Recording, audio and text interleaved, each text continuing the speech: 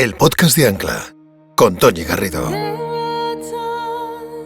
Emprender es duro, y nosotros lo sabemos. En Ancla acompañamos y entrenamos a emprendedores como tú para que alcances el equilibrio en todos los ámbitos de tu vida, a través de programas de formación, investigación, nuestra comunidad de emprendedores y contenidos como este podcast. Descubre más en ancla.life. Juan es emprendedor y además es osteópata y especialista en movimiento y dolor crónico. Lleva más de 24 años emprendiendo. A lo largo de este tiempo, su forma de emprender ha tenido dos fases diametralmente distintas. La primera, transitando y construyendo lo que él llama el camino del héroe. La segunda, materializando quién es él de forma integral. Nuestro capítulo se estructura en dos partes. En la primera, desarrollará la explicación de esta trayectoria y sus aprendizajes. En la segunda, acudiremos al Juan técnico para abordar cuestiones sobre el movimiento y su impacto en la salud mental.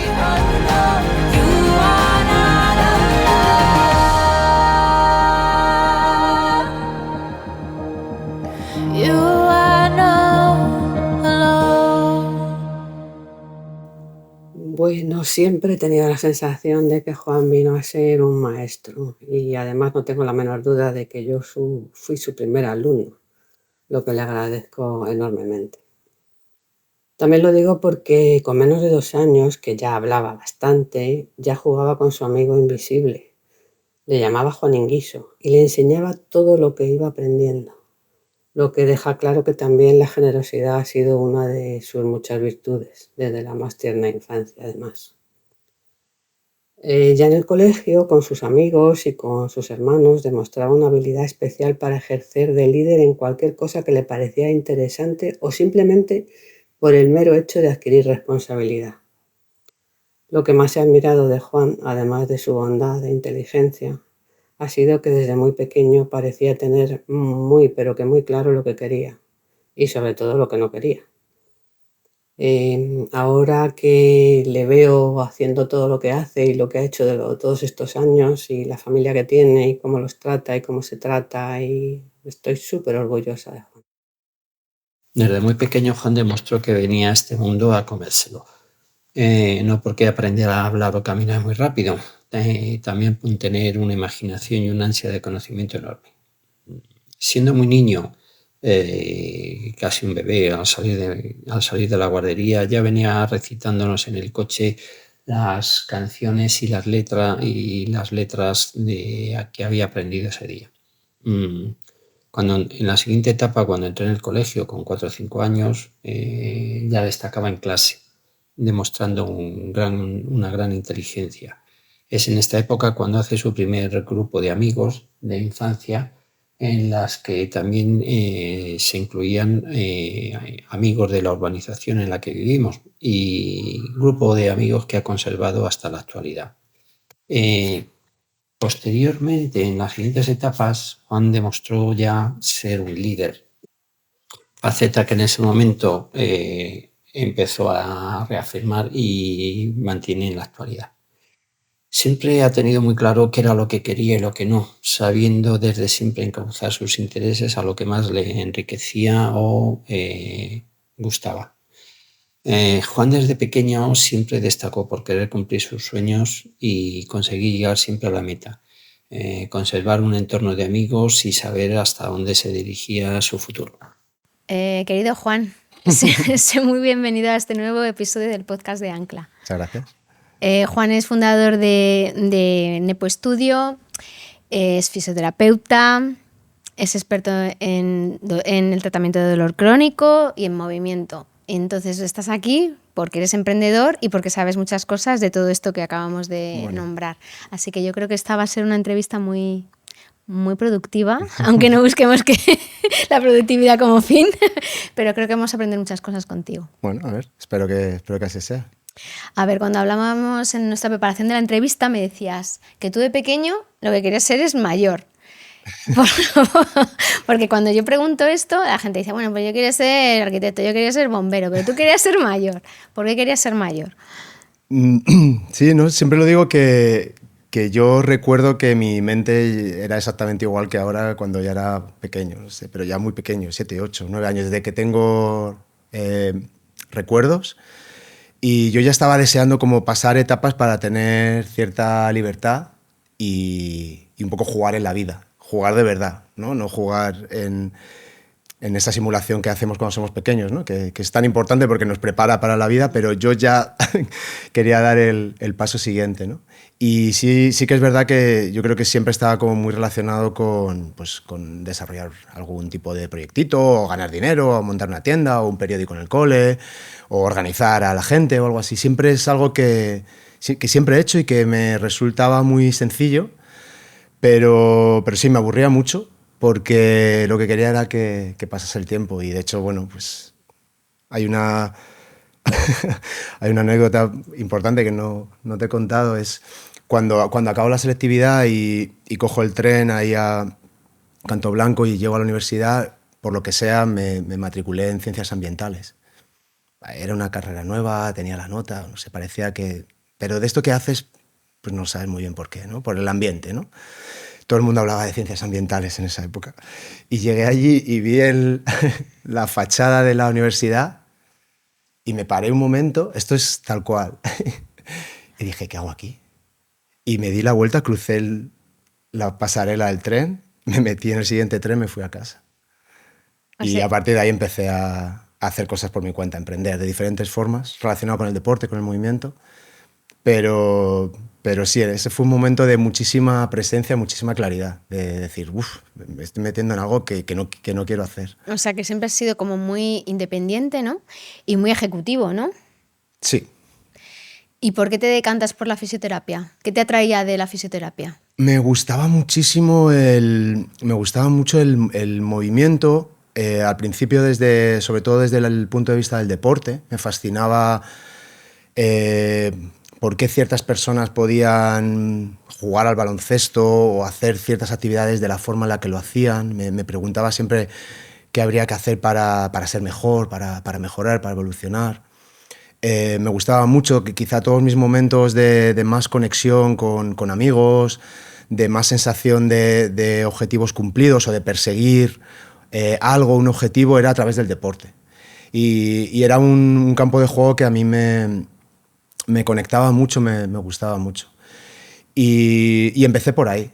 Empecé pues haciendo alguna cosita de pues, lo típico de masaje o de estiramientos, algún cursito por ahí. Luego empecé a estudiar un poco más en serio.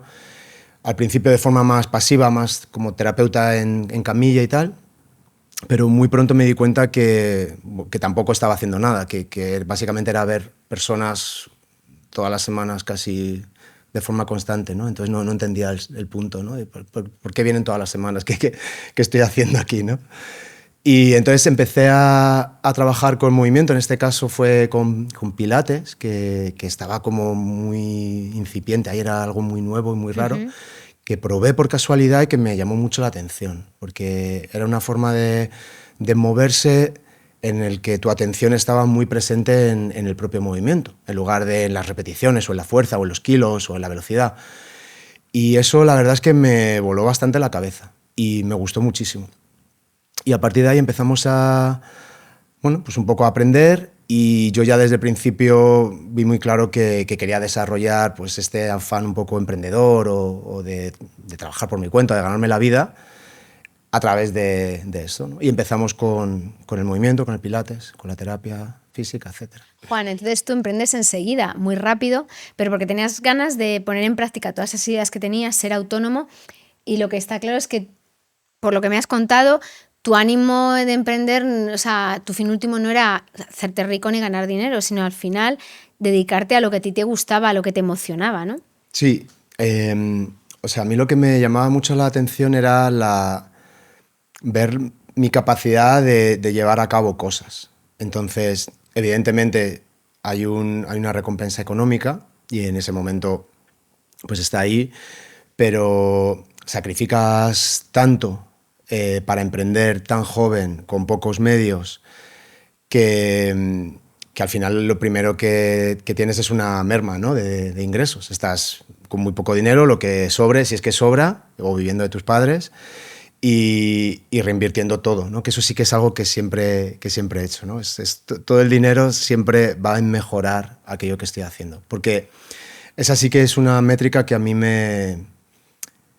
que yo no entiendo los emprendimientos sin eso, que es que el producto, que el servicio, que la experiencia sea como yo quiero que sea. No digo ya la mejor, o sea, evidentemente quiero que sea la mejor, pero no sé si va a ser la mejor, pero es como yo me la imagino y como yo la quiero transmitir, ¿no?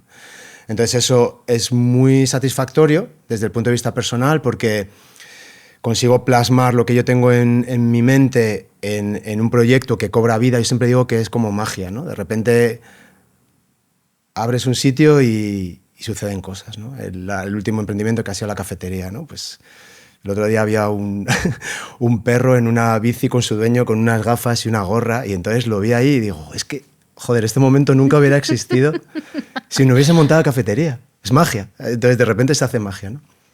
Y entonces eso es lo que a mí me entusiasma de todo esto. Entonces como no ha habido nunca una presión muy grande por ganar mucho dinero, sino porque el proyecto sea como a mí me gusta que sea, creo que me ha ayudado también a no necesitar tantas cosas, ¿no? Porque muchas veces el no necesitar las cosas te hace ser igual de feliz que el tener muchas cosas que consigues. Sí, es verdad. ¿Sabes? Y como yo más o menos tenía mis necesidades cubiertas, no tenía ninguna ambición de más, para mí era un juego. La propia finalidad de los emprendimientos es que el emprendimiento siguiese existiendo. No sé si me explico. Es decir, que tener excusas para que sigan pasando cosas por ahí, que siga evolucionando, que siga creciendo. Claro, es lo bueno también de emprender muy joven, Sí. que al final todavía vivías en casa de tus padres. Sí. Entonces, claro, es un momento idóneo para poder hacer este tipo de cosas y poder reinvertir todo lo que se gana en el propio negocio, porque es verdad que en un momento, por ejemplo, como el que tienes ahora, que tienes 3 hijos, sería diferente si tuvieras que empezar de cero, ¿no? A ver, tienes una mochila que, oye, la ventaja de emprender cuando se es muy joven es esa, ¿no? Tiene otras desventajas, ¿no? Que hemos visto en este podcast, pero eso es una ventaja. Sí. Que vuelas solo, ¿no? Y que al final... Totalmente, sí. A ver si hay daños colaterales te afectan a ti y ya está. Entonces, emprendes por primera vez con 20 años muy joven, con tu mejor amigo, Blas, y emprendes con él porque es tu mejor amigo o porque era el coceo idóneo para montar el emprendimiento. ¿Es un error? ¿Es un acierto? Cuéntame tu reflexión sobre esto.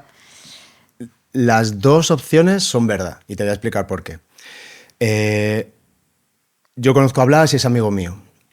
Tenemos esta idea relacionada con el movimiento, con el ejercicio. Probablemente en ese momento era abrir uno de los primeros estudios de pilates en Madrid, ¿vale? Como no sabemos cómo hacerlo, entramos en contacto con Diego Ballesteros, muy reconocido a las personas que sigan Ancla, el proyecto, fundador del proyecto de Ancla y de otros. Entonces, Diego sí que sería ese socio que necesitas y que es la persona idónea para desarrollar el proyecto, porque nos enseñó cómo se hacen las cosas, ¿no? Nosotros no sabíamos cómo se hacía y él ya tenía esa experiencia. Y al mismo tiempo también era amigo, o sea, nos hicimos amigos en el proceso.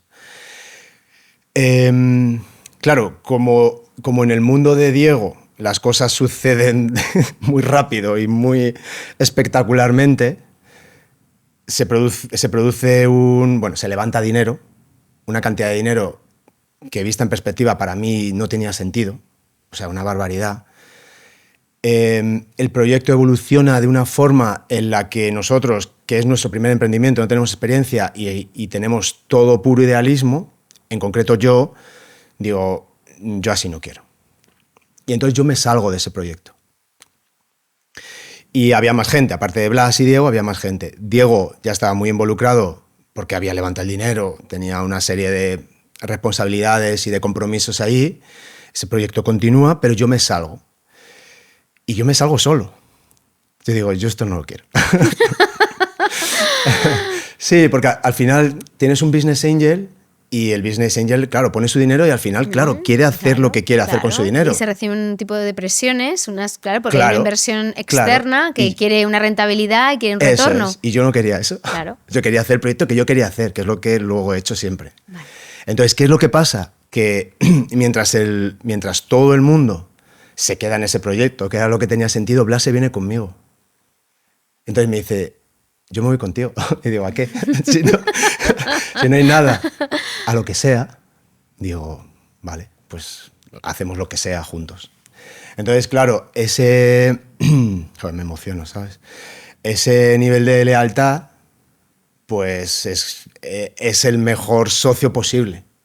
No a lo mejor desde el punto de vista de negocio, pero sí desde el punto de vista de tener un escudero, no sé si es un escudero, sí, un sidekick, esa persona que te cubre las espaldas, pase lo que pase. Y ese ha sido Blas durante todos los años que hemos estado juntos. Entonces, claro, a mí me ha ayudado, me ha apoyado muchísimo. Sobre todo porque como mi cabeza funciona de una forma muy determinada, él confiaba mucho en mi cabeza. Entonces yo decía, ahora esto, y decía, venga, vamos.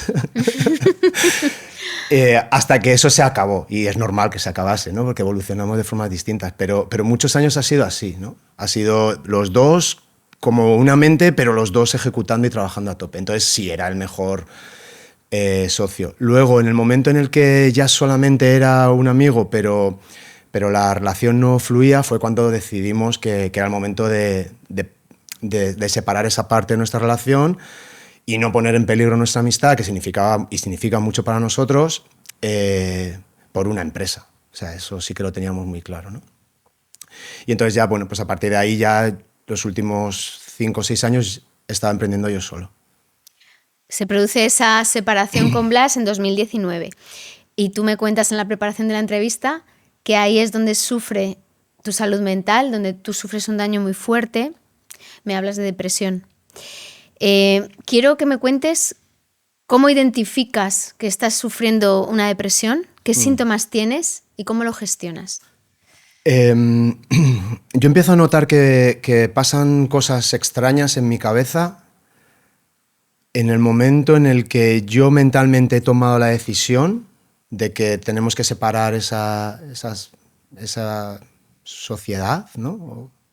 Y sí, esa asociación y esas vidas, porque eran vidas juntas, sí, con todo lo que acabas de contar, ¿no? Con toda esa carga emocional que hay, que es tu mejor amigo. Es mi mejor amigo, nuestras familias son amigas, nos vamos de vacaciones juntos, los viajes que hacemos los hacemos juntos, estamos 14 horas metidos en el estudio todo, o sea, sí. Era una cirugía dolorosísima. Sí, o sea, menos sexo con él, que nunca lo hemos tenido. Nunca se ha dado por probar, ¿no? No se ha dado por probar, pero hemos hecho de todo, pero de todo, o sea, absolutamente de todo, ¿no? Nos hemos visto en miles de situaciones, ¿no? Entonces, probablemente a nivel de conexión y tal, una relación, te diría, muy fuerte como la que puedes tener con tu pareja, ¿no? En este caso con mi mujer. Entonces, mi cabeza toma la decisión de que hay que separar y entonces, sin yo darme cuenta, empiezo a notar cosas en mí mismo, ¿no? Tengo que decir que las prácticas que yo hago, el trabajo que yo hago con mi propio cuerpo, la práctica de movimiento, el tipo de habilidades que yo trabajo, el trabajo de meditación o de introspección o de conciencia corporal, hace que yo esté muy conectado a mi cuerpo, que yo entienda las señales de mi cuerpo muy rápido, muy rápido. Sé que me voy a poner malo 3 días antes de ponerme malo y soy capaz de notar que mi cabeza no está en el sitio en el que está bastante fácil, ¿no? Entonces, bueno, pues era una sensación de como una especie de ralentización de mi mente. Era como una tristeza muy sutil, no era una tristeza muy notable, pero era como una especie de tristeza de bajo nivel, con una especie de ralentización y alertargamiento de mi mente y pocas ganas de hacer cosas, ¿no? Como desactivado. Y menos... Como que todo tenía menos color, todo tenía menos sabor, los proyectos importaban menos, todo lo que tenía que ver con la empresa era como, ¿sabes? Y entonces me hice consciente de eso, decir, hostias, joder, es que ahora mismo es que voy por la vida, pero no estoy participando en ella, ¿no? Y estuve una temporada, sí. Estuve una temporada con bastante perdido. No te diría que estuviese sufriendo, no llegó al punto en el que me generase sufrimiento, no, pero observando que mi mente estaba de otra forma, estaba en otro sitio y que no era un sitio que realmente me gustase, ¿sabes? Y en ese momento, de nuevo, otra vez, no sé quién toma las decisiones muchas veces en mi cabeza, no sé de dónde vienen las ideas. Cada vez pienso más que las ideas vienen a uno, ¿no? Y que se conectan y tal. Empecé a hacer jiu-jitsu brasileño, que es un arte marcial que se hace en el suelo, que tiene una serie de estrangulamientos y sumisiones. Es bastante agobiante porque consiste en que la otra persona, o tú a la otra persona, la controles hasta que reduces tanto el movimiento que en un momento dado se tiene que rendir o le duermes porque le estrangulas, ¿no? Esas son las formas de acabar la pelea. Normalmente se palmeas y te rindes. Empecé en ese momento a hacer jiu-jitsu. Al principio el dolor, la sensación de estrés, de presión, de peligro, de humillación constante que tenía me hacía sentirme súper bien contra la situación que tenía fuera, de totalmente aletargado. Como que me hacía sentirme vivo. Y creo que de una forma así un poco extraña, el dolor que sentía y el castigo que sentía me servía a mí como para redimirme de lo que estaba a punto de hacer con mi mejor amigo. Sí, era como si estuvieras pagando, mira, estoy pagando el precio de hacer daño o del dolor, ¿no? Entonces me siento menos mal, ¿no? Totalmente. ¿Y cuánto tiempo? ¿Y tuviste síntomas físicos, además de esto que estabas con una tristeza sutil? No lo recuerdo. ¿No lo recuerdas? Probablemente no, pero la verdad es que no lo recuerdo. Tú me dices que cuando tienes daño emocional, lo que haces, porque además todo lo que tiene que ver contigo con lo que es la depresión o la tristeza, está vinculado siempre a lo emotivo. Me decías que te pasó con el tema de Blas, te pasa también si tienes algún conflicto con tu pareja y que dejas de dormir, ¿no? Automáticamente, Sí. y que procrastinas mucho, ¿no? Eso serían unos síntomas físicos, ¿no? Sí, totalmente. Es cierto que la mayoría de los problemas que no tienen que ver con la emoción. Sí, con la esfera más afectiva. Con lo afectivo. De las personas que realmente me importan en el mundo. Claro. Que no son tantísimas. Claro. Entonces, cuando entiendo que las cosas no están saliendo bien y no están fluyendo en alguien que quieres tanto, me genera muchísima entropía mental, me genera muchísimo caos. Entonces pienso muchísimo sobre por qué me siento así, sobre por qué la otra persona se puede estar sintiendo así. Y una de las cosas que sucede rápido es que pierdo el sueño. Entonces, como pierdo el sueño, luego estoy todo el día mal. Es verdad que pierdo un poco la ilusión por los proyectos, aunque también se puede dar lo contrario, que es que me centro muchísimo en el trabajo. A veces que para afrontar la entropía mental y acallar eso, me centro muchísimo en el trabajo. Entonces me pongo a trabajar y puedo ser muy, muy productivo, y es una parte que puede molar mucho. Hay otra parte que yo tengo muchísima suerte, que es que yo trato pacientes. 2 veces a la semana trato pacientes, y en el momento en el que tú te pones el pijama de fisioterapeuta y entras en una consulta con un paciente, sucede algo mágico, que es que tú desapareces. O sea, todos tus problemas, así, desaparecen. Te centras en la otra persona, tienes que ayudar a la otra persona, y durante esa hora, las 2 horas, el tiempo que esté pasando consulta, mis problemas, mi persona... No existe. No existe. Entonces, eso es muy terapéutico para mí, por eso no pierdo esa faceta. Aparte que me gusta mucho, pero me viene muy bien, ¿no? Me pongo en modo resolución de problemas sobre los problemas de otra persona. Y eso me hace dejar de rumiar mis propios problemas. Sí, acalla tus voces interiores. Totalmente. Si seguimos con el hilo de la depresión, Sí. ¿Cuánto tiempo estuviste en esa situación? Estuve a lo mejor 4 o 5 meses. Y empiezas a sanar con el jiu-jitsu. Empiezo a sanar con el jiu-jitsu. Luego, claro, tomo la decisión y comunico la decisión, es decir, hay un momento de resolución de ese conflicto, porque todo esto está en mi cabeza. Claro, O sea, cuando todavía yo- no se había ejecutado. Ese sufrimiento era anterior a separarte de Blas. Eso es. Yo cuando realmente estuve mal es cuando yo ya sabía que no había, que tenía que separar. O sea, ya había tomado la decisión, aunque no quisiera, pero sabía que era lo que tenía que hacer. Entonces se produce esa resolución, hay un momento así también complejo, duro. Luego la propia situación hace que tengas que hacer muchas cosas, poner en marcha muchas cosas y ajustar un montón de cosas. Entonces el trabajo otra vez me saca de mi cabeza. Y en el momento en el que yo ya entro en mi rutina, me olvido de eso. Ese duelo, esa depresión viene mediada por una especie de duelo mental que yo tengo acerca de una separación futura. Es toda una rayada, ¿sabes? A ver, es que es todo emoción al final. O Sí, sea, sí, sí. es que la salud mental es Sí. al final todos los síntomas que pueden haber físicos son producto o consecuencia de un daño emocional. Vamos a hablar de ti como emprendedor, ¿no? Y cómo afrontas tu estilo de emprendimiento. Tú llevas ya 24 años, ¿no? Emprendiendo. Sí, bastante, sí. En esos 24 años ha habido como dos formas de emprender muy diferenciadas. Me hablabas de una primera fase del emprendimiento que llega justo hasta el momento de la pandemia, en el que pues tú trabajabas en la construcción del héroe, que es algo que tú has comentado en tu podcast y en otras entrevistas. Quiero que me hables un poco de cómo es esa forma de emprender que tú llevabas a cabo y en qué consistía. Yo partía de la base de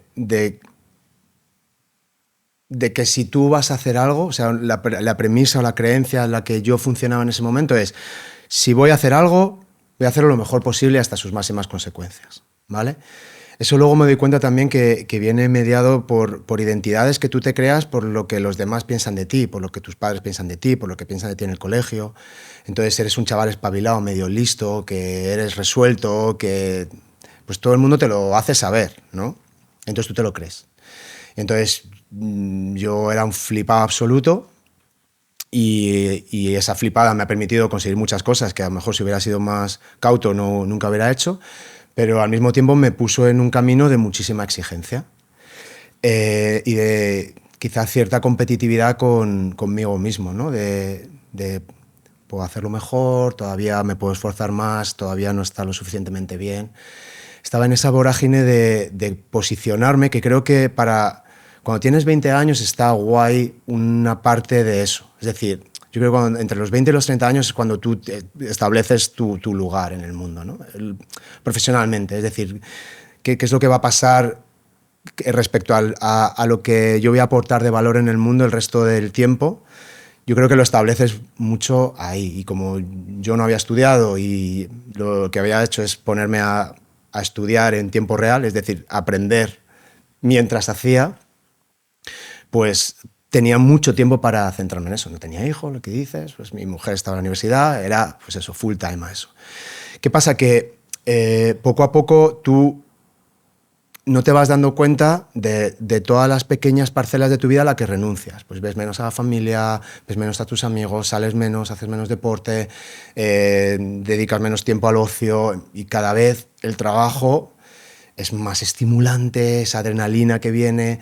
Yo siempre digo el sentirse importante, porque mucha gente... Te dice lo importante que eres. Ni siquiera, ¿no? Eso. Te manda emails, te pide cosas, necesita cosas de ti. El hecho de estar ocupado, que esto es algo que yo llevo pensando un tiempo, estar ocupado como un signo de estatus. ¿Sabes lo que te digo? De joder, mira qué importante soy. Eso es. Es que soy la hostia, es que me mandan 80 emails todos los días. Que la gente se quiere hacer fotos conmigo, lo que tú me decías, o sea, es como, hola, soy la estrella del pop. Cuando enseñaba en la faceta de... Claro, es que luego en todo esto de emprender, yo luego tengo muchos sombreros. Y hubo una parte en la que un proyecto dependía de que yo estaba presentando el producto que teníamos, que era una formación también bastante innovadora sobre temas de correr, técnica de carrera, análisis de carrera. Y bueno, entró en el momento muy bueno en el que pues, la ola de toda esta tendencia de running estaba empezando y entonces pues, tuve la suerte de posicionarme muy bien a nivel internacional. Y ahí fue cuando me llamaban de muchos sitios, me pagaban mucho dinero por ir a cursos, estaba todo el rato yendo y viniendo, estaba todo el rato recibiendo pues eso, propuestas para enseñar en lo que estaba trabajando. Y esa era una parte muy de ego de miradme, ¿sabes? De miradme todo lo que sé, lo bueno que soy y todo lo que hago, ¿no? Entonces, esa fue ya casi la última parte, ya justo antes de la pandemia, ¿no? Que era ya como el personaje ya totalmente fuera de sí mismo. Y entonces todos esos años ha sido cuchillo entre los dientes,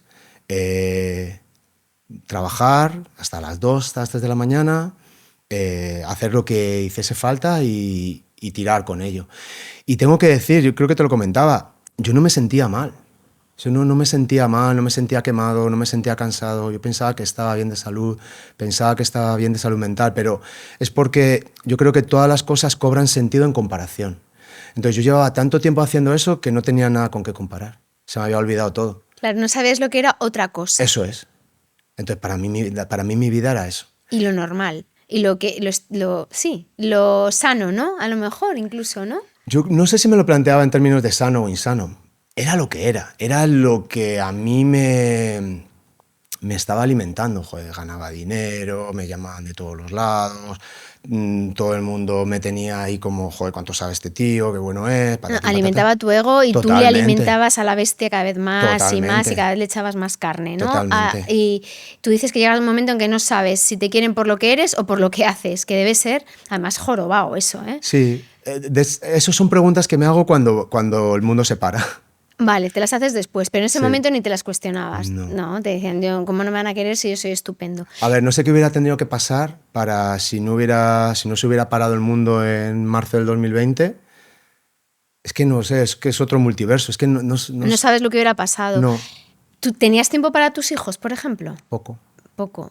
Muy poco. Claro. O sea, piensa que a veces yo los viajes que hacía, si me iba a Australia, por ejemplo, Claro. intentaba aprovechar como 3 fines de semana back to back, y eso significaba estar 2 semanas fuera, más el día y medio que iba y volvía, me tiraba 20 días fuera de casa.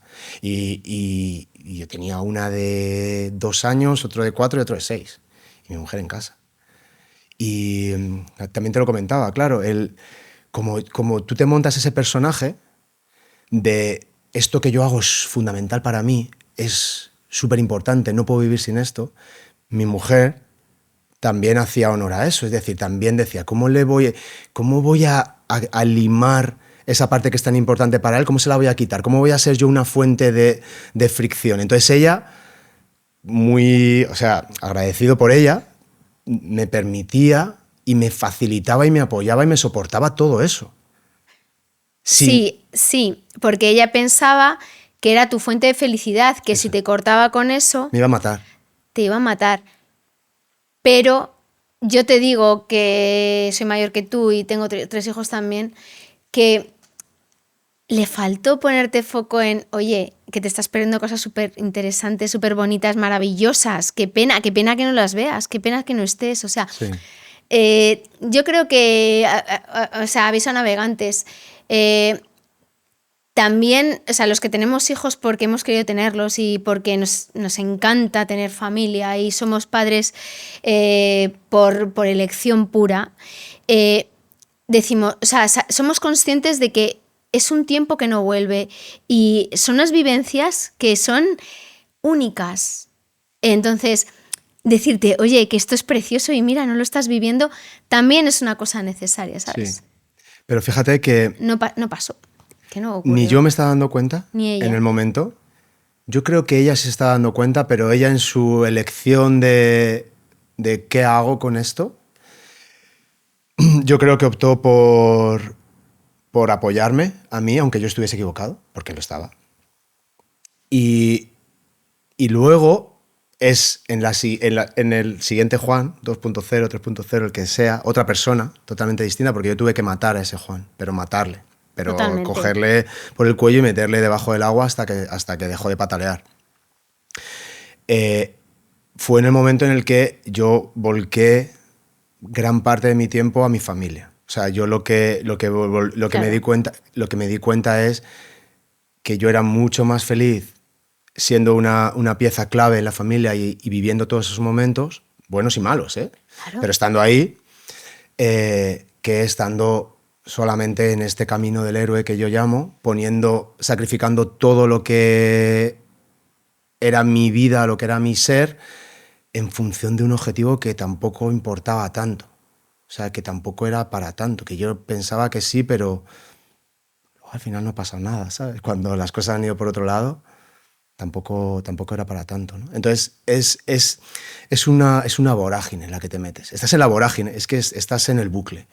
Y no lo ves, que es que pasa mucho. La gente que está mal está en el bucle y no lo está viendo, entonces necesitas a alguien desde fuera. Si mi mujer me hubiera dicho, joder, es que te estás perdiendo todo esto, ese Juan se lo hubiera tomado fatal.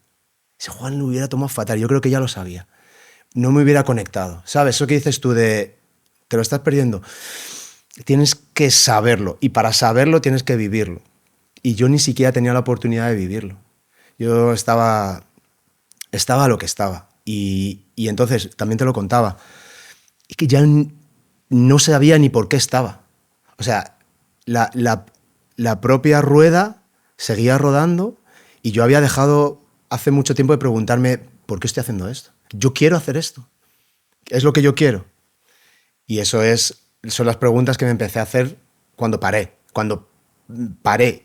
Y no tenía que Paraste hacer... porque no tenías otro remedio. Se nos paró el mundo a todos. ¿Y qué pasa ahí? O sea, ¿cómo haces clic? Pues mira, en el momento en el que es el lockdown, el confinamiento, yo tengo mi despedida de mi anterior Juan, ¿vale? Mi despedida por todo lo alto. A lo grande. A lo grande. Porque claro, yo tengo que mover todo lo que está sucediendo en el estudio de movimiento a online, tengo que montar una plataforma con una web, tengo que grabar vídeos, generar contenidos, hablar con todo el mundo, contarles, hablar con el personal, ver cómo les organizo, si hay un ERTE, cómo ayudamos a hacer las clases, cómo gestionamos todos, cómo consigo tener a la gente motivada para que siga moviéndose en su casa. Ya no solo porque vivo de eso, sino porque yo sé que ellos necesitan seguir moviéndose, tengo pacientes y alumnos que son mayores, que tienen enfermedades neurológicas, que tienen enfermedades cardíacas, que yo sé que si se quedan en casa no van a hacer nada. Entonces, el compromiso era cómo se pudiese, que en este caso fue a través de las pantallas, ¿no? Que fue la gran revolución, ¿no? que pasó ahí. Tuve que hacer todo ese cambio prácticamente yo solo, porque todo el equipo estaba en un ERTE. Entonces, yo entro como en un estado de flow de a lo mejor 2 meses, en el que yo trabajo de la forma más eficiente, mejor y más bestia de mi vida. O sea, yo estoy en modo superhéroe, no me canso, estoy a tope, estoy animado, estoy fuerte, estoy haciendo, todo sale bien, todo va bien, perfecto. Hasta que ya el día antes de irme de vacaciones, la última clase de movimiento que ya estaba delante tal, cuando apagué, igual que cuando estuve en la universidad dije, ¿por qué estoy aquí? Me dije, además sabía que era verdad, dije, esta es la última clase que doy online. Y entonces, en esas vacaciones, de nuevo, otra vez, no sé de dónde viene esa idea, en lugar de ir al sitio habitual, yo alquilo una casa en medio de la Sierra de Málaga, en la nada. O sea, no hay nada, no hay ni internet. Yo no lo sabía, pero llegábamos con un camino de tierra, y entonces nos fuimos los 3 niños, María y yo, y estuvimos allí encerrados 3 semanas. Y ahí es cuando yo puedo matarme y decir, esto es lo que yo quiero. Es cuando entendí, vale, esto es esto, lo importante es esto. Esto es lo que cuenta. Entonces, con esta nueva manera de emprender, donde has matado ya al antiguo Juan, todo gira en torno a Juan, ¿no? Sí. Es decir, que todo suma, que no está parcelado. Correcto. Eso me parece súper interesante. Y una cosa que me parece muy buena que me contaste en la preparación de la entrevista es que has aprendido a optimizar el tiempo a lo bestia, ¿no? Sobre todo he aprendido a priorizar radicalmente y a decir que no. Eso es, Yo muy importante. Diría que esas son las 2 cosas. Es primero centrarme en las cosas que considero que son importantes y olvidarme de todo lo demás. Y prácticamente todo lo que viene de propuestas que me saca de hacia donde yo quiero ir es no, por defecto. Y respecto a lo de integrar todo, he conseguido llegar a un punto que ni siquiera lo tengo que forzar, que está integrado, es parte de mí, donde cuando yo trabajo es exactamente igual que cuando yo cocino para mi familia, que cuando yo me voy a hacer ejercicio, que cuando yo me voy a pasear a mi perra, que cuando yo me pongo a leer, o cuando yo me pongo a meditar, o cuando yo me pongo a filosofar en silencio. O sea, todo es parte de lo mismo. O sea, no separo, todo es curro y todo no es curro. Pero esta es la clave, porque eres tú de verdad, porque ya no hay un personaje. Bueno, a ver, seguro que algo de personaje hay, algo de identidad hay, y cuando... La diferencia es que sé que hay un personaje, ¿sabes? Vale. Sé que hay un personaje, sé que en esta sociedad y en el mundo en el que vivimos necesitamos un personaje, pero sé que ese no soy yo. Es decir, al mismo tiempo conozco quién soy yo detrás, que eso es algo que no he tenido durante mucho tiempo. Sobre todo, quién soy yo y qué quiero. ¿Y qué me hace estar bien? ¿Qué me hace estar en paz, digamos? Y entonces, esa es, después de muchos años de guerra, más, acción, lío, jaleo, proyectos, historias. Yo ahora lo que quiero es estar bien, estar en el sitio en el que quiero estar en paz, no me gusta decir feliz, porque... Dices satisfecho siempre. Sí, satisfecho, contento. Porque claro, es que al final, si tú dices que estás feliz, vas a implicar que en algún momento vas a estar infeliz. Es decir, el hecho de, si existe esto, existe lo contrario, ¿no? Y de hecho es lo mismo, ¿no? Es la misma cara las dos caras de la misma moneda. Entonces, simplemente que yo todos los días, cuando me levanto o cuando tengo un rato, digo, hoy ha sido un buen día. ¿Y qué has hecho? Nada especial. Te has levantado a la hora que te tienes que levantar, has paseado a tu perro, has hecho desayuno a tus hijos, has trabajado un poquito, te has ido a entrenar con tu mejor amigo, te has echado la siesta, has currado otro ratito por la tarde, te has ido a entrenar luego a hacer otra cosa, tal, has estado con tu mujer cenando y luego habéis visto una serie, o ya está, ha sido un día maravilloso. Sí, y lo que tú dices, el termómetro de que estás satisfecho es que no lo quieres cambiar. Claro. Que no tienes esa necesidad de cambio. Entonces, cuando no existe esa necesidad de cambio es porque todo está bien, ¿no? Todo está bien. Ahora, es verdad que nos pasa una cosa un poco extraña a los seres humanos, que es que tendemos a aburrirnos, o yo por lo menos tiendo a aburrirme. Pero decimos que el aburrimiento no es malo, ¿no? Es bueno para eso. Es decir, a mí el aburrimiento lo que me indica es que quizá es el momento de jugar un poco, ¿sabes? De jugar un poquito más. Antes, jugar significaba all-in, significaba entrar en el camino del héroe, sacrificarlo todo por la medalla de oro, y ahora significa, venga, vamos a hacer este cursito, o vamos a hacer esto, o vamos a... ¿Sabes? Pequeños proyectitos que a mí me gusta, que me llenan, que generan cosas que yo considero que son de valor, pero que no me desvían un poquito de ese punto tan cómodo, pero al mismo tiempo me hacen crecer y son necesarios. Entonces, por ejemplo, ahora estoy en un momento en el que me he metido en 2 o 3 cositas que se han juntado, unas que han surgido, que me interesan y me apetece. Estoy un pelín más, ¿sabes? Y digo, uy, tengo menos tiempo del que me gustaría, pero incluso eso lo agradezco. Digo, guay, está bien que estés ahí un poquito incómodo porque también sabes lo que tienes que perder. Es decir, yo creo que la clave aquí es la presencia, es la consciencia, es de saber a lo que estás jugando, que es un poco lo que muchas veces le digo a mis pacientes, ¿no? No puedes tener un estilo de vida y esperar un resultado que es totalmente incompatible con ese estilo de vida. Pero si tú tienes un estilo de vida y entiendes las consecuencias y las aceptas y tienes un plan que te va a llevar aquí, y eso significa que te tienes que friccionar un poquito en un momento dado para luego estar en un punto pues, un poquito más evolucionado, has aprendido algo, has generado algo que te llena, que te gusta. Para mí eso es parte de ese equilibrio, es parte de esa paz. Entonces no es una paz absoluta zen, de no necesito nada, sino me voy a aburrir un rato, cuando me aburro me pongo creativo, me apetecen cosas, me meto, lo disfruto, lo suelto, lo dejo, que eso también es guay, y vuelvo un poco a mi rollo, ¿no? Es fluir un poco con lo que está pasando, es en lugar de estar tan pendiente del qué, estar pendiente en el cómo y en qué estoy sintiendo, cómo me lo estoy pasando mientras tomo esas decisiones y hago esas cosas. Me lo estás poniendo a huevo ¿Sí? para seguir con la segunda parte de esta entrevista, que es el movimiento. Sí. Porque ahora vamos a hablar con el Juan técnico, que te he escuchado en varias ocasiones diciendo que, a ver, que el hombre actual está consumiendo una industrialización, ¿no?, de lo que es el ejercicio físico, del deporte, en el que nos están metiendo como unos cánones, ¿no? Al final es una servidumbre, un debes hacer esto, de esta forma, y entonces nos están enfocando al ¿para qué es esto? Y no disfrutarlo, no estar en ello, en hacerlo porque sí, porque nos da la gana, porque nos apetece o porque nos hace sentir bien, sino para conseguir un rendimiento o unos resultados, ¿no?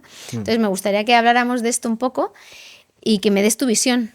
Sí, a ver, yo creo que lo que está sucediendo sobre todo, y esto es importante, países ricos, moderadamente ricos, dentro de esos países ricos, personas que tienen un nivel de vida medio alto, que tienen una vida cómoda y que trabajan mucho, ganan dinero, tienen muy poco tiempo, ¿vale? Ese es un poco el fenotipo de la persona sedentaria con problemas de salud, de estos problemas del primer mundo, ¿no? De enfermedades de la civilización que llaman, que nos estamos encontrando, ¿no? Vale, ese tipo que acabas de describir puede ser perfectamente un emprendedor. Totalmente. ¿Vale? El ¿Cuántos? emprendedor es un paradigma. Es un paradigma. Muchísimos emprendedores que son sedentarios puramente y que parte de su dolor, de sus daños, es el sedentarismo. Claro, tiene que ver por ese desequilibrio que hablábamos antes, Claro. esa búsqueda de la adrenalina, Claro. ese ego alimentado con ese estatus que todo tiene que ver alrededor de tu propio emprendimiento. Eso es. La presión o las responsabilidades que tú tienes, todas esas cosas que hacen que tú estés completamente vinculado al proyecto y tu vida da igual. Es decir, tu vida es el proyecto. Igual que las personas que tienen dolor, su vida es el dolor. Muchas veces el dolor es un ente que está ahí, que aparece y que media todas las decisiones, todas las acciones en su vida. Pues vale. Un emprendimiento es igual. Un emprendimiento desequilibrado, ¿vale? De estos en los que estás en la vorágine, ¿no? Lo que parece que está sucediendo es que esta vida, entre comillas, cómoda, es decir, este montaje de vida en el que nosotros no necesitamos caminar, no necesitamos conseguir nuestra propia comida, no necesitamos trepar una montaña o hacer un hoyo o fabricar algo con nuestras manos o recolectar o cazar o lo que sea, no es lo que hemos hecho durante los últimos 2 millones de años. Entonces, desde que el Homo sapiens es Homo sapiens hasta prácticamente hace 40.000 años, es decir, durante 2 millones de años, que son un montón de años comparado con desde la revolución agrícola. Sí, la revolución industrial, ¿no? Bueno, ser. Ese fue otro, pero en principio el ser humano deja de ser cazador-recolector, sí, más o menos cuando aparece la agricultura hace unos 40.000 años, ¿no? Entonces, durante todo ese tiempo nosotros nos hemos convertido en lo que somos. Entonces, animales que salen con el alba, la luz del sol, se activan, tienen que seguir rastros o tienen que esconderse, tienen que huir de peligros, tienen que cazar. Todas esas cosas nos han moldeado. Cuando el ser humano hace actividades similares a esas, pues lo que vemos ahora con todas las investigaciones es que recibimos ciertas recompensas a nivel de neurotransmisores, de hormonas. Nos sentimos bien, el cuerpo se remodela, se regenera, los huesos están fuertes, los músculos están fuertes, la piel está bien, no tenemos alergias, nuestro sistema inmune va bien. Parece que todo funciona. Vale. Ese contexto ya no existe. Es decir, antes eso era una consecuencia de una necesidad. Para sobrevivir yo tengo que hacer todo eso. Vale. Ahora nos hemos dado cuenta de que esa necesidad no existe. Es decir, la supervivencia viene dada. Yo puedo estar, incluso mucha gente que ahora está teletrabajando, yo me levanto, me siento, trabajo, como, me siento, trabajo más, ceno, me siento, veo la tele, me siento, cojo el coche, me siento. Entonces estoy 16, 17 horas sentado. Y eso tiene consecuencias. Eso es una hiperespecialización a estar sentado mirando una pantalla. Entonces, pues nuestro cuerpo se adapta a eso. Lo que hace es quitar recursos de ciertos procesos y ponerlo a eso. ¿Qué es lo que hemos visto? Que eso nos enferma. La solución, hay que hacer ejercicio. Hacer ejercicio, que es una necesidad no necesaria. Es decir, que es que en realidad no necesitamos hacer. Entonces, si tú preguntas a tribus de cazadores-recolectores, a los Hadza, por ejemplo, que todavía siguen haciendo caza de persistencia y tal, tú les hablas del concepto de ejercicio y se parten, o sea, se ríen, es que no lo entienden, es como la tontería más grande. ¿Para qué voy a hacer ejercicio? ¿Para qué voy a gastar mi energía? Pero claro, ellos o hacen lo que tienen que hacer para sobrevivir y cuando no están haciendo eso descansan. Descansan o juegan con sus hijos o bailan o juegan. Entonces, eso es más parecido a lo que nuestra biología entiende que está alineado con nuestro ser, ¿no? Entonces, muchas veces intentamos encontrar el protocolo de cuál es la dosis mínima de ejercicio, cuál es el mejor ejercicio para tal, tienes que hacer esto para la movilidad, tienes que hacer esto para la fuerza. Entonces la gente llega allí, obedientemente, hace lo que se supone que tiene que hacer, pero de nuevo, en ese proceso se pierde toda la experiencia de hacer ese proceso. Es decir, de todo esto que tú estás haciendo, estás desconectado otra vez. Y lo estás haciendo por miedo a no perder tu salud. Entonces ahí es el punto en el que yo creo que, bueno, pues que es un poco perverso, ¿no? Que al final vuelve a ser otro trabajo. ¿Qué es lo que hace mucha gente? Sobre todo personalidades tipo A, emprendedores y tal. Me apunto a una maratón. Entonces me apunto a una maratón y me convierto en el hipercompetitivo de la maratón. Es muy de emprendedores. Totalmente. En este podcast se ha hablado de las maratones como la solución al sedentarismo del emprendedor. Claro. Pero volvemos a lo mismo, es una validación externa. Quiero acabar la maratón menos de 3. Y entonces voy a darlo todo, voy a poner máximo esfuerzo, voy a ser el que más se esfuerza y voy a demostrar que puedo. Es un poco esta... Es alimentar el ego por otro lado. Es otra forma, por eso digo que al final es una trampa, ¿no? Es una trampa. Entonces, es este insecure overachiever, ¿no? Que es esa persona que consigue cosas increíbles, súper difíciles, porque son muy talentosos, pero al mismo tiempo son tan inseguros internamente que necesitan seguir esforzándose, necesitan seguir haciendo más para demostrar que son dignos de todo esto que tienen o que consiguen, ¿no? Y yo creo que es bastante típico, ¿no? Y pernicioso. ¿Qué consecuencias tiene ese sedentarismo del emprendedor a medio y a largo plazo? El sedentarismo te va a enfermar. Te va a enfermar. Puede ser o sea, es que ya me cuesta hasta separar. Puede ser desde un punto de vista de salud mental, de salud emocional, que al final no deja de ser también una consecuencia de un cuerpo que no se mueve, de un cuerpo que no se estimula, de un cuerpo rígido. Porque al final tu movimiento rígido genera una mente rígida y una mente hiperespecializada en una cosa. Pero si hay algo bonito del ser humano es que en el taoísmo hablan de que está el uno, el individuo, está la dualidad y luego están las 10.000 cosas. Y las 10.000 cosas es la capacidad infinita que tiene el ser humano de crear, de explorar, de curiosear. Lo que hacemos es increíble. A mí me fascina toda esa parte.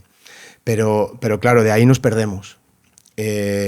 Un animal, un perro, tiene muy claro lo que es. No tiene 10.000 cosas. Tiene las cosas que su conocimiento genético le dice. Pues salir a pasear, hacer sus necesidades, jugar con otros perros, olisquear, unas caricias, dormir.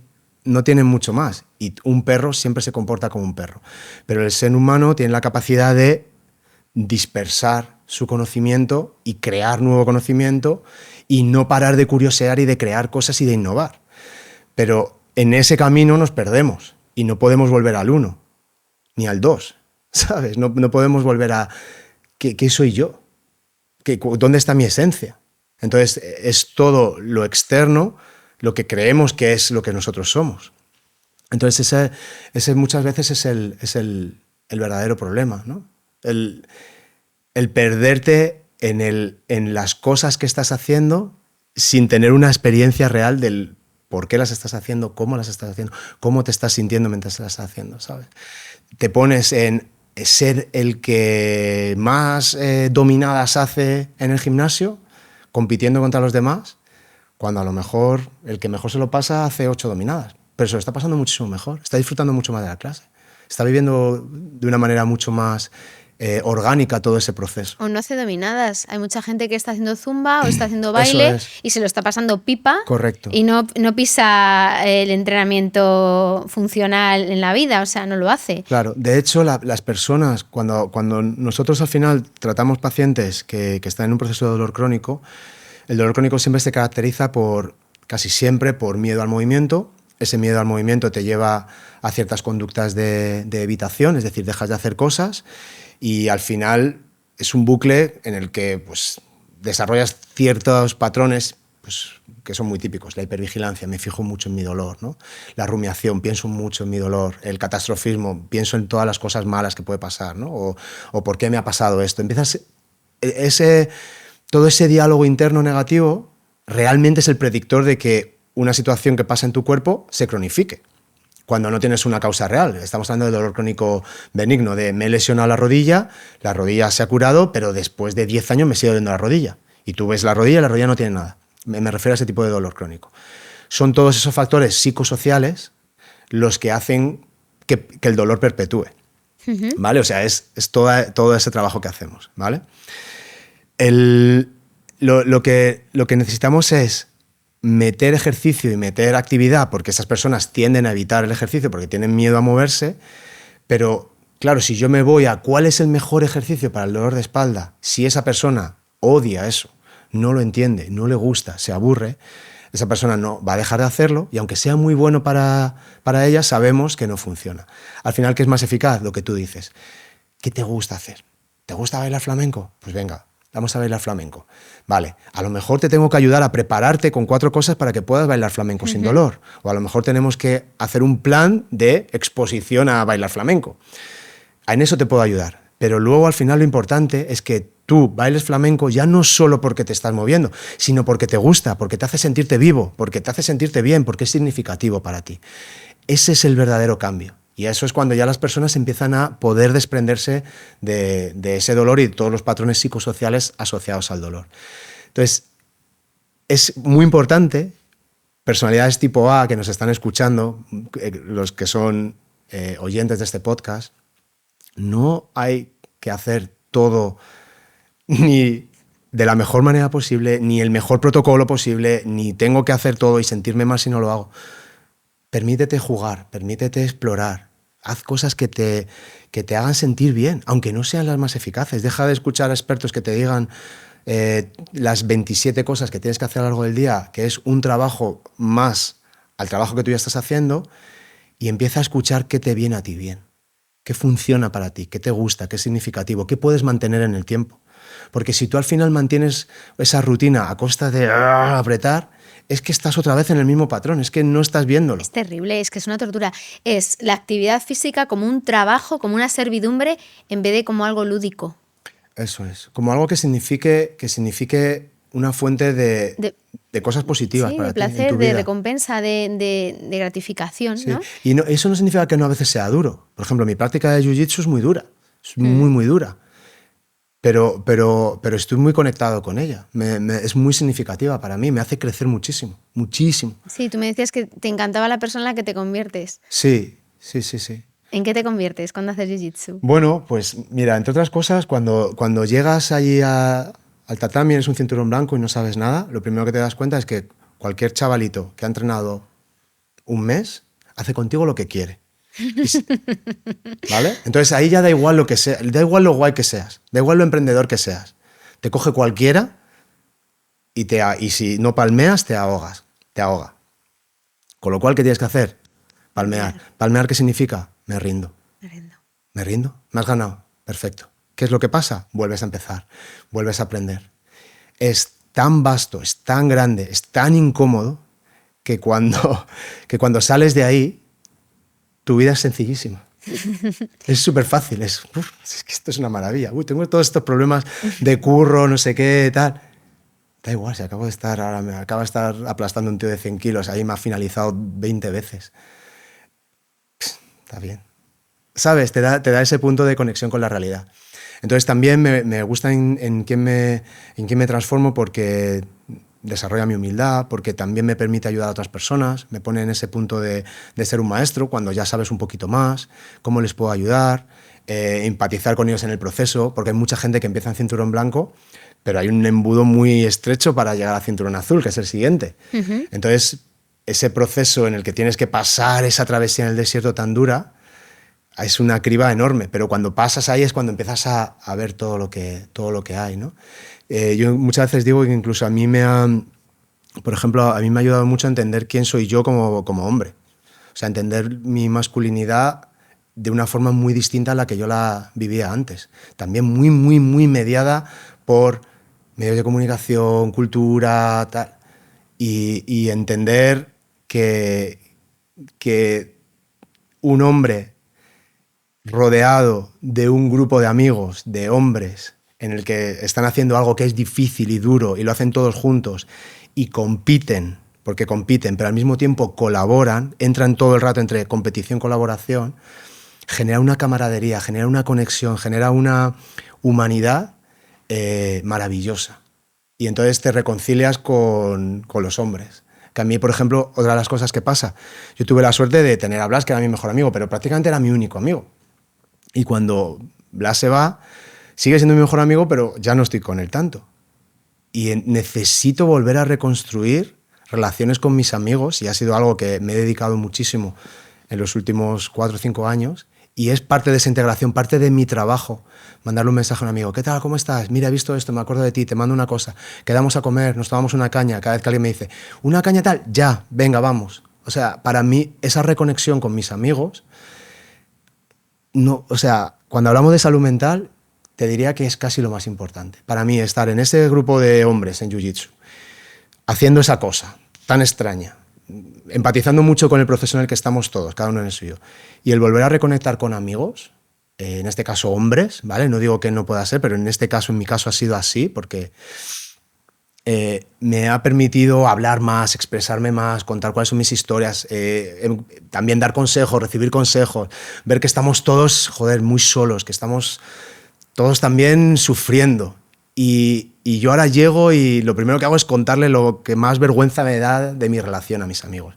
Entonces hacen así, pero en el momento en el que hago eso, ya se abren. Y entonces ya empezamos a hablar de cosas que de verdad que importan. De verdad son importantes. Que yo creo que eso es algo... Que no es fácil, ¿eh? En los hombres no es fácil. Yo creo que vosotras estáis más acostumbradas a ser mucho más transparentes y abiertas. Mucho más. Pues yo he aprendido que eso es una de las cosas que más felicidad me dan ahora. Tener esa red de colegas, de amigos, y cuidarla, preocuparme por ellos, y por eso reconciliarme con lo que es un hombre, ¿no? Que creo que a veces parecemos eso, pues que solo estamos currando, que pasamos de los hijos, que somos unos brutos que solo nos gusta el fútbol y la cerveza. Somos mucho más sensibles y mucho más complejos de lo que parece. De lo que expresáis, de lo que dejáis ver. Y de lo que la sociedad espera de nosotros, creo. Y entonces ahí es un tema que, joder, me encanta que haya salido este tema porque llevo mucho tiempo intentando comunicarlo y no encontrar... Pero el volver a reconectar con tus amigos, con tus colegas, el cuidar esa relación y el priorizarlo, como si fuese una reunión de trabajo, no me pongo nada porque he quedado con tal. Y ya está, es que me da igual lo que pase, es que he quedado con él. Es que es lo más importante. Lo hablaba con Juan Pablo Nebrera, que también ha estado en el podcast, es socio fundador de Ancla, que me encanta, es un rol absoluto para mí, que él decía: mira, si yo estoy contigo, yo puedo estar muy ocupado, pero si yo estoy contigo, estoy contigo. 10 minutos contigo, estoy 10 minutos de atención plena, contigo. Y digo, eso es eso, estoy contigo. No, ahora tú y yo estamos aquí y no estamos pensando, vamos, ¿qué? No, estamos tú y yo, estamos hablando. Y eso es. Yo lo que animo a la gente es: observa cuántas veces estás presente, cuántas veces eres consciente de que estás en este momento, de que lo que hay es este momento, y cómo te sientes, y qué es lo que quieres, ¿sabes? Muchas veces es parar y hacerse esas preguntas. Y luego la parte dura es matar las cosas que no te funcionan de ti. Quiero preguntarte una cosa. ¿Tú en tu experiencia profesional has encontrado casos de dolor crónico provocado por un sedentarismo sostenido en el tiempo o no? Normalmente, o sea, sí. La respuesta es que sí. ¿Qué es lo que sucede? Si tú estás todo el tiempo, llevas 20 años sentado, ¿vale? Si tú llevas 20 años sentado, donde tu vida es estar sentado, ¿vale? Tu cuerpo, todo tu sistema fascial, que es ese tejido conectivo que nos conecta, que es nuestro verdadero esqueleto, lo que nos da forma, es como una impresora 3D. O sea, te está imprimiendo. Entonces se está adaptando a estar sentado. Vale. Entonces, tú puedes estar muy bien sentado. Entonces, tú a lo mejor siendo sedentario con ese nivel de carga no te vas a lesionar. El día que te agachas y coges una maleta, el día que haces una mudanza, el día que no sé qué, tu cuerpo no sabe qué está pasando, o sea, tu sistema nervioso no entiende esa actividad porque lleva 20 años adaptándose a estar sentado y dañas un tejido porque los músculos no se estabilizan, porque ese tejido está deshidratado, lo que sea. Entonces, te has hecho daño cogiendo la maleta, que es lo que te dice la gente, agachándome, que por esto cogen miedo a moverse o cogen miedo a agacharse. Pero en realidad eso ha sucedido porque tu cuerpo está tan desacondicionado a una vida normal que cualquier cosita lo puede... Lo lesiona. Eso es. Como no tienes una buena comunicación con tu cuerpo, no tienes buena relación con tu cuerpo, no lo has explorado, no recibes información sensorial de tus tejidos, de qué es tensión, de qué es relajación, de qué es un apoyo, de dónde está mi peso. Es decir, toda esa propiocepción que tenemos, pues la has desentrenado, ¿no? Es como, imagínate que tú comes comida y toda la comida te sabe igual. Pues eso es lo que le pasa a la mayoría de las personas con su cuerpo. Las sensaciones que tienen es, me quemo, tengo frío y me duele. Sí, planísimas. No sientes más, no sientes ninguna sutileza de pequeñas variaciones que suceden en tu cuerpo constantemente. Entonces, ¿qué pasa? Tu sistema nervioso no sabe comunicarse, todo se manifiesta en forma de dolor, tienes una mala relación con tu movimiento, no sabes moverte, no sabes dónde empezar, estás totalmente perdido y entonces no tienes herramientas. ¿Qué es lo que pasa? Entras en una... pues vas al médico, fármacos, los fármacos no funcionan porque no tienen nada que ver con eso, unidad del dolor, opiáceos, infiltraciones, bloqueos, operaciones, hay un protocolo, ¿no? Y entonces, bueno, entras ahí, eso no te ayuda, cada vez te preocupas más, cada vez pasa más tiempo, cada vez recibes más información médica, sanitaria, que no te lo pone bien, y entonces al final toda esa amalgama de situaciones psicosociales genera en tu cabeza una situación en la que tu propio sistema nervioso perpetúa el dolor. Porque digamos que el sistema nervioso entra en un estado de alerta protección, que se llama. Es decir, es como si la alarma de casa sonase por cualquier cosa. Entonces, no entra el ladrón, pero la alarma está sonando. Entonces, tú llegas ahí y dices, ya, pero si no hay ladrón. Ya, pero es que la alarma está sonando toda la noche, no puedo dormir, o sea, te está molestando. Entonces, esa es la complicación. ¿Viene mediado del sedentarismo? Sí, pero también puede suceder por un exceso de ejercicio y no parar. Claro. ¿Vale? O sea, normalmente en crónicos tenemos los que se llaman confronters y avoiders. El confronter, el que afronta, es el no pain, no gain, es el que me da igual, yo no paro. Y me destrozo. Me destrozo, yo puedo con esto, me da igual, yo sigo. ¿Vale? El de personalidad tipo A, yo voy con todo. Esa gente se hace mucho daño porque no para y no descansa y porque no escucha su cuerpo. Los avoiders, los que evitan, pues tienden a hacer menos y cada vez menos y cada vez menos y cada vez menos. Y cuanto menos hace, sistema nervioso más sensibilizado, etc. Entonces, nuestro trabajo es intentar encontrar el punto de entrada al movimiento, que la persona empiece a tener emociones y sensaciones positivas respecto al movimiento, para conseguir que sea significativo, para conseguir que se adhieran a él y que lo incorporen como una práctica durante X tiempo, y ya a partir de las 3-4 semanas empezar a notar que ya me siento un poquito mejor, ya no me da miedo, antes hacía esto y me daba dolor y ahora me gusta, incluso superar sus expectativas, ¿no? Del miedo que tienen, superar sus expectativas. Y entonces es tan a largo plazo, está tan retardada la satisfacción que navegar ese proceso pues, se hace muy complejo. Y Lo que tú dices, la adherencia, ¿no? Eso es. ¿Y qué relación, Juan, hay entre la emoción y la salud mental? Perdón, no, en el movimiento y la salud mental. Bueno, a ver, hay algunas investigaciones por ahí que no me gusta tampoco, porque al final la ciencia es un poco reduccionista, pero sí que te marca líneas, ¿no? Sí que es verdad que personas que practican más actividad física, que se mueven más, que tienen vidas más activas, sobre todo al aire libre, más si es en la naturaleza, tienen mejores marcadores en cuanto a salud mental, menos incidencia de depresión, estrés, ansiedad, etcétera, etcétera. Entonces, bueno, yo creo que por ahí ya se marca la vía. Yo la forma en la que lo veo es, primero, Cuando tú mueves tu cuerpo y cuando tú mueves tu cuerpo de forma muy rica, muy variada, es como que generas una especie de variabilidad en tu sistema nervioso y de información que también hace que cambie tu propia relación con tu yo interno. Es decir, este diálogo que tenemos constante con estas identidades que tenemos dentro de nuestra cabeza, cuando tú no te mueves, ese diálogo es como muy rígido, es lo único que hay. Todos los problemas los soluciono pensando. Lo que yo me he dado cuenta es que hay muchos problemas de salud mental, por ejemplo, yo lo viví claramente cuando empecé a hacer jiu-jitsu, que tú puedes entrar a la mente mucho mejor a través del cuerpo.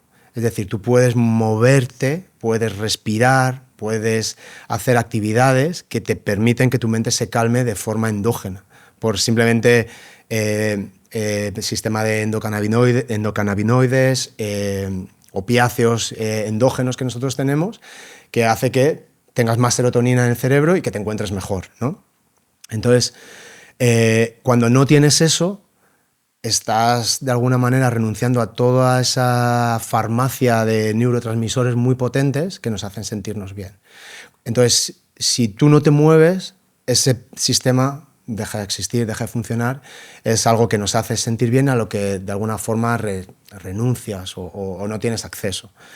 Entonces, de tu pregunta, para mí lo más importante o lo que es más significativo es si estás en una situación donde tu salud mental está sufriendo, en lugar de intentar pensar y hablar y racionalizar eso que te está pasando, que creo que es muy complicado, hazlo a través del cuerpo. Busca una práctica que sea lo suficientemente significativa para generar cambios.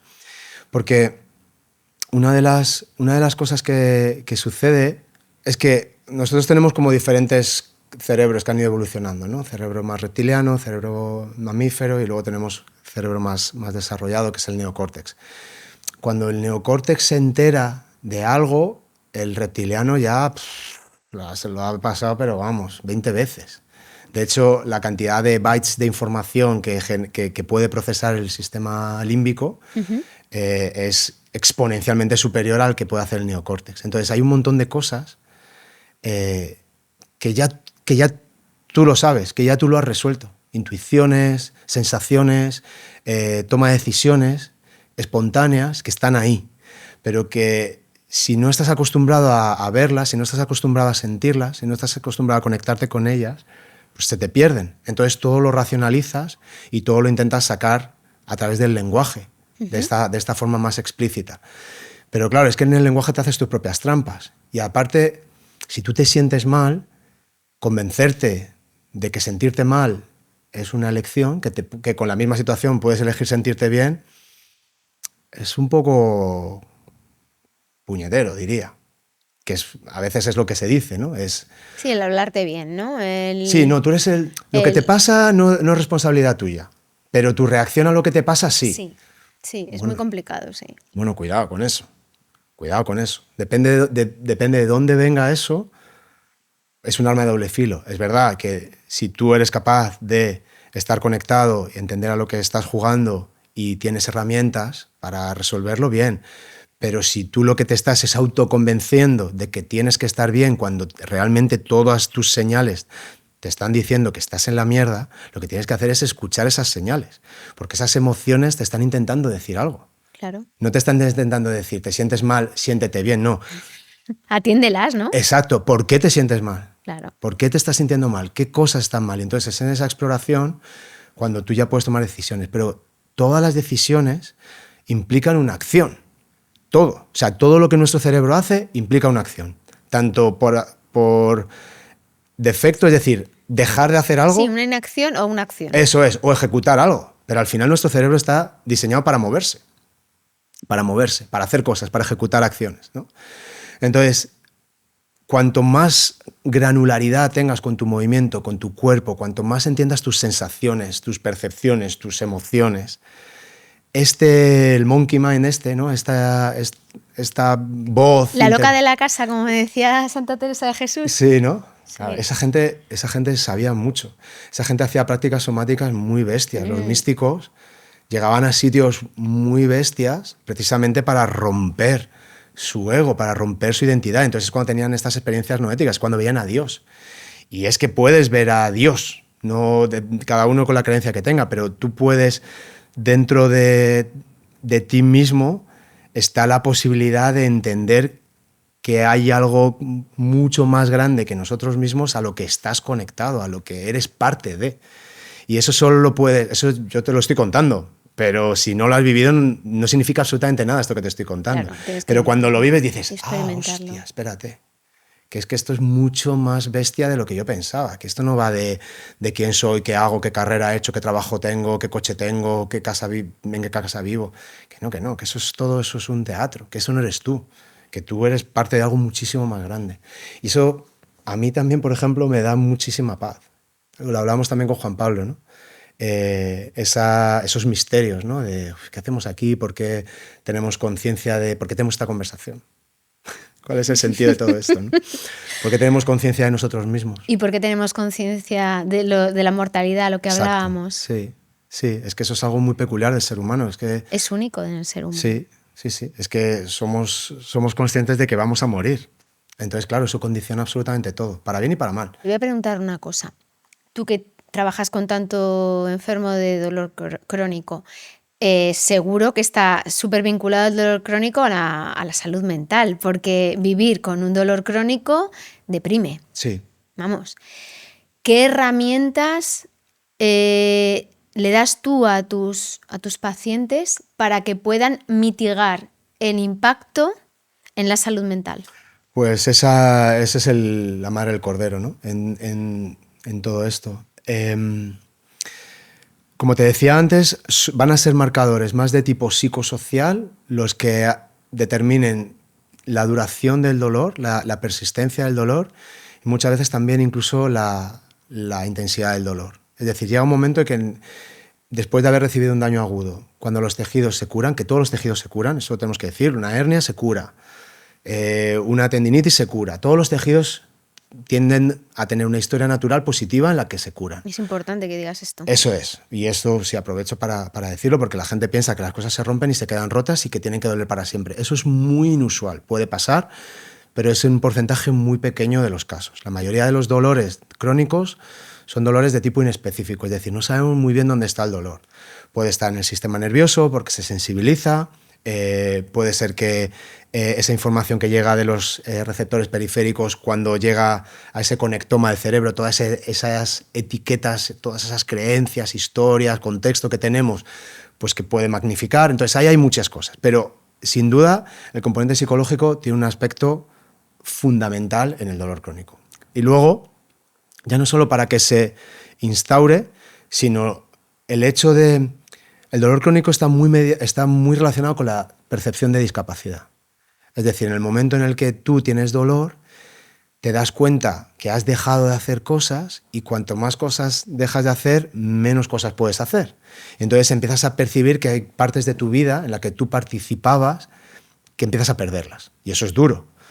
Renuncias a hobbies, renuncias a amistades, renuncias a viajes, renuncias al trabajo, renuncias a coger en brazos a tus nietos, renuncias a agacharte a... no lo sé, ¿sabes? Muchas cosas. Exacto. Entonces, esa percepción de discapacidad, pues al final, claro, puede afectar, puede causar cuadros más de tipo de tristeza, depresivos, que al final, bueno, pues se pueden manifestar de muchas formas. Hasta ira, ¿no? Porque un dolor crónico te puede volver iracundo, ¿no?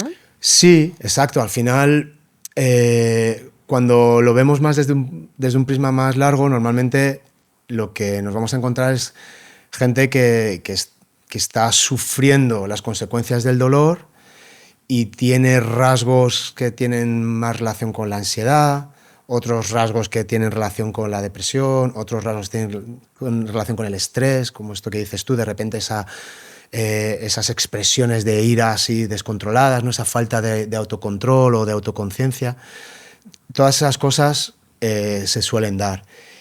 Y es que al final se está dando la vuelta, es decir, los psicólogos están entrando al movimiento pero a tope y entienden la importancia de actividad física y nosotros como fisios nos estamos dando cuenta de la importancia de saber psicología, no de hacer psicoterapia, porque un fisioterapeuta no es un psicoterapeuta, pero sí que tiene que saber de psicología y sí que tiene que entender cuáles son los patrones psicológicos y cómo están afectando a su paciente. Pero no hacemos psicoterapia. Igual que el psicoterapeuta no hace movimiento, pero sabe que el movimiento es importante y que tiene que conseguir que esta persona empiece a hacer alguna actividad, ¿no? Entonces, tiene una relación directa. Y lo que te quería decir, que al final me he ido un poco, es que la depresión está muy caracterizada por la inacción, es decir, personas que no pueden... El caso máximo sería no me puedo levantar de la cama. Tengo una depresión tan bestia que no me puedo levantar de la cama. Y esas cosas pasan, ¿vale? Sí. Es una manifestación muy física de lo que está pasando en tu mente, pero de la misma manera le puedes ver al revés. Si yo no me muevo, si yo no me activo, si yo no hago nada, mi sistema nervioso va a tender también a la inacción. Mi propio cerebro va a hacer cada vez menos cosas, tiene menos estímulos, menos incentivos, menos motivaciones, menos curiosidad, menos juego. Al final siempre hablo mucho del juego, ¿no? Cuando no juegas, pues dejas de probar cosas, ¿no? ¿Qué pasa si hago esto? ¿Qué pasa si hago esto otro? Entonces, es un bucle constante. No te vas a encontrar un paciente que está estanco en un dolor crónico y que está perfectamente de salud mental, ni un paciente de salud mental que no tiene algún tipo de sensación musculoesquelética. Está todo integrado dentro de lo que es una persona, ¿no? Y al final, cuando tu vida, volvemos a lo mismo, está desequilibrada, cuando tú estás haciendo algo muy alejado de tu naturaleza o te estás hiperespecializando en algo, vas a pagar las consecuencias. Y eso ahí es lo más claro, en este caso es el sedentarismo. Vale. ¿Crees que el movimiento a un emprendedor puede hacerle más creativo, tomar decisiones mejores, estar más enfocado? A ver, no lo sé. Yo, en mi experiencia, puedo decir que sí. Yo, en mi experiencia, creo que el hecho de permitirme más jugar, el hecho de no sentirme tan vinculado y no estar tan encima del día a día del proyecto, permite que pueda estar más conectado con ideas que vienen, tengo tiempo para aburrirme, como hablábamos. El aburrirme me hace ser más creativo, me hace pensar en cosas que son soluciones que a lo mejor no se me hubieran ocurrido. Creo que el hecho de moverte, el hecho de jugar, el hecho de reconocerte a ti mismo en ese juego, los patrones que usas. Vuelvo al jiu-jitsu. Cuando en el jiu-jitsu soy mucho más manso, ¿por qué soy más manso? ¿Por qué soy más agresivo de repente? ¿Por qué con esta persona hay más fricción? ¿Por qué con esta persona me defiendo más? ¿Por qué hago ciertas cosas? ¿Por qué con esta otra le dejo? ¿Sabes? Para mí es todos esos procesos, todas esas oportunidades que tengo de jugar, es lo que me hace tener un loop muy claro conmigo mismo, esas metacogniciones. ¿Por qué hago esto? ¿Y por qué hago esto? ¿Y por qué hago esto? ¿Y por qué hago esto?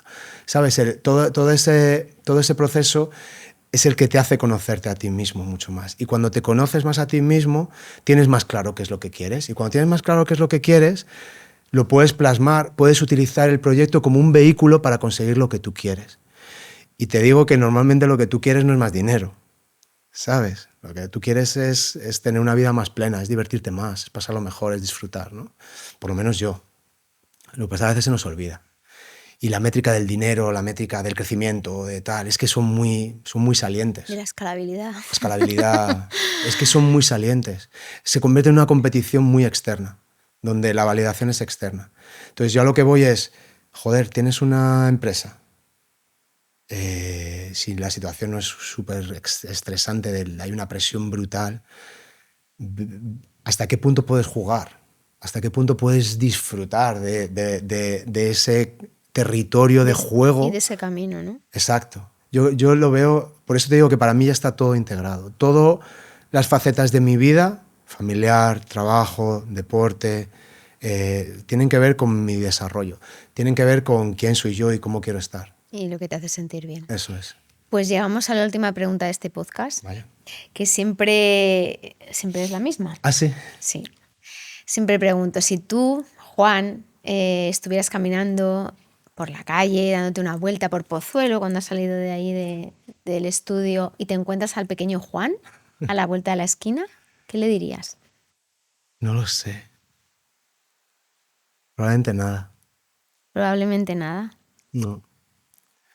No, porque me pasa con mis hijos, o sea, lo puedo ver con mis hijos. Creo que las cosas son mucho más significativas cuando tú te das cuenta de ellas y tú las vives. Entonces, sí que a lo mejor le hubiera dicho, es que tampoco, porque si me hubiera ahorrado los 10, 15 años de machaque absoluto, a lo mejor no sería quien soy yo ahora, ¿sabes? Entonces no es que me arrepienta de eso. Han sido muy bonitos, me han hecho crecer mucho, me han dado mucho. Pero claro, era un poco insostenible, ¿no? Entonces, yo no lo sé. Yo lo que les digo mucho a mis hijos es que, y se lo digo muchísimo, cuando les veo que se ponen competitivos en el deporte, quién es el mejor en rugby, quién sacar un examen, le digo, mira, la gente te va a querer por quién eres, no por lo que haces, no por las cosas que haces bien. Te van a querer por ti mismo, entonces no te olvides de eso. Si a ti te apetece dar el máximo y esforzarte, perfecto. Pero si luego no sale como esperas, perfecto. Lo has hecho, lo has intentado. Lo has hecho por ti, has querido jugar a ese nivel, perfecto. Luego el resultado da igual. El resultado no, la competición no es con nadie, es contigo mismo, desde el punto de vista de crecer, ¿no? Entonces, sí, probablemente me diría, tú vales por quién eres como persona, y lo que tienes que hacer es descubrir quién eres como persona, ¿no? Algo así. Pues querido Juan, te deseo mucha salud y mucha suerte. Muchísimas gracias. Muchas gracias por estar aquí igualmente, y a conmigo. todos los que nos escuchan o nos ven, así que muchísimas gracias por la oportunidad. Y a ti por estar conmigo. You are not alone. You're not alone. Just look. Ancla es una asociación sin ánimo de lucro. Únete y descubre cómo podemos ayudarte o simplemente colabora para hacer grande nuestro propósito. Porque creemos que puedes emprender sin renunciar a tu calidad de vida.